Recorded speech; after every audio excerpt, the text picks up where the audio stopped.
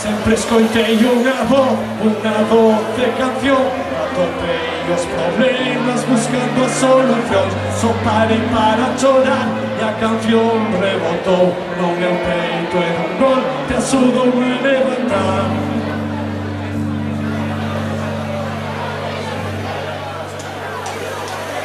Soportei o vendaval, a traición, as mentiras, o medo e tamén esa pobre educación que aconsellaba calar, esconder ese puño fechado que eu estaba a alentar.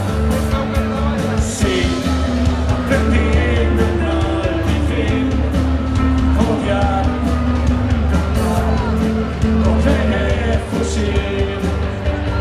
Nunca te dejé a detención, no me arrastraré, no dejes, siempre compartiendo ganas de ser, caer, errarse. Nunca te dejé a detención, no me arrastraré, no dejes, siempre compartir, siempre no estar, soñar, dejar. Atravessei o deserto em chicos bandeiros, soubei qual é meu que pedinte perdão. Não fiz só o que quis, amei comigo e de repente só pegou a pressão. Quero explicar por que sou como sou, que sinto, que penso e sou. Se não queres escutar, não esperas essas fontes segredos que alertam a minha fé, que coisas a rebelião. Aprendi a respirar, amar, parar e saber fugir.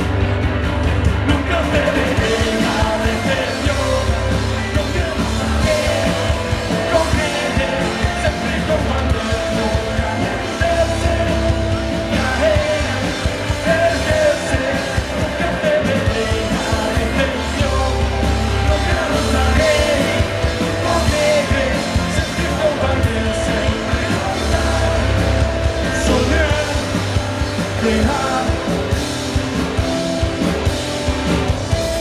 Coño, quítanos a luz. Danos luz, familia. Os que teñades batería no móvil, que as linternas, chisqueiros. Danos luz. Linternas aí. Aí, empeza. Mais luz, familia.